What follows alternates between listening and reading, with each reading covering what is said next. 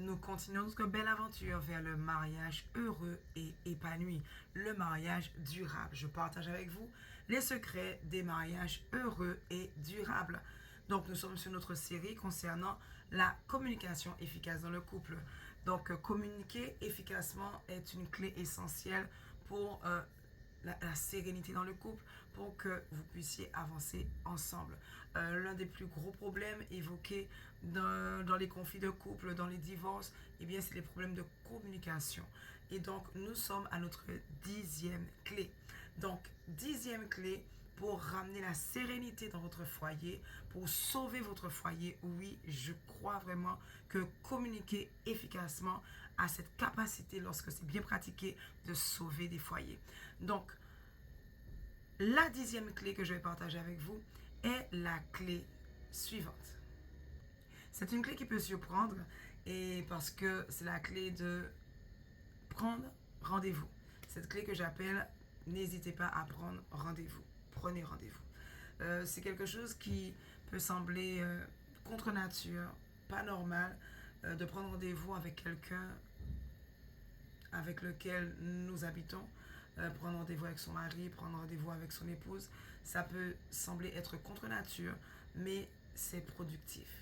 Donc, pourquoi il est important parfois, et peut-être souvent, surtout dans notre société actuelle, où on est toujours occupé, toujours en train de travailler, comme on dit, métro, boulot, dodo, bus, boulot, dodo pour d'autres pays.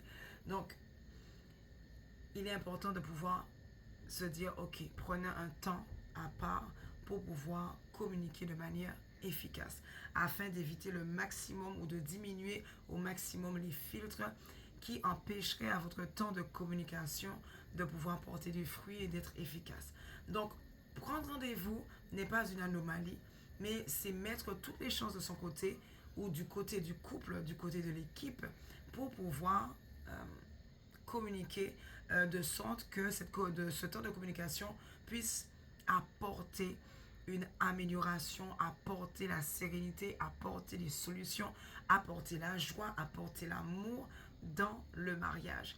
Donc, n'hésitez pas, c'est vraiment une clé courte mais importante.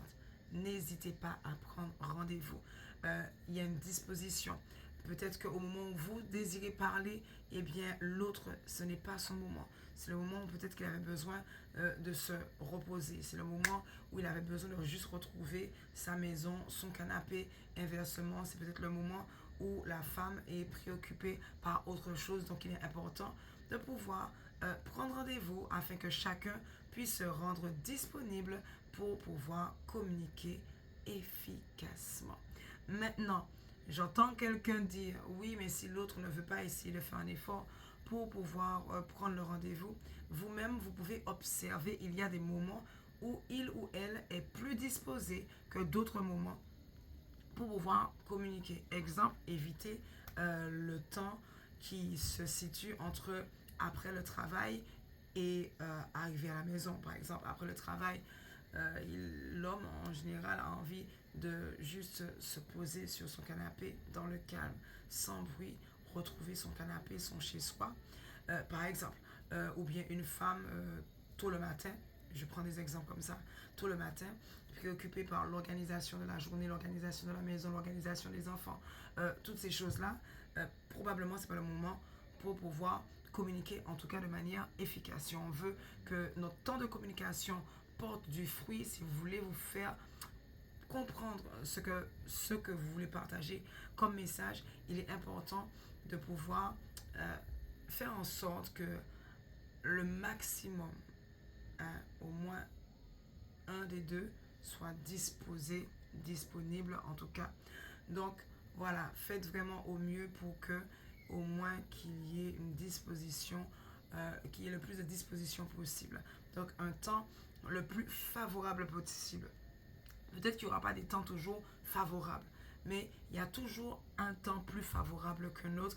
Et vous connaissez votre foyer, vous connaissez votre mari, vous connaissez votre épouse un minimum pour pouvoir observer, même si vous ne le connaissez pas dans le quotidien, vous pouvez voir à quel moment quel moment qui serait le plus adapté pour pouvoir communiquer efficacement et pouvoir se faire comprendre et pouvoir aussi recevoir une réponse et ainsi de suite. Avoir un dialogue, quoi, un dialogue vraiment efficace.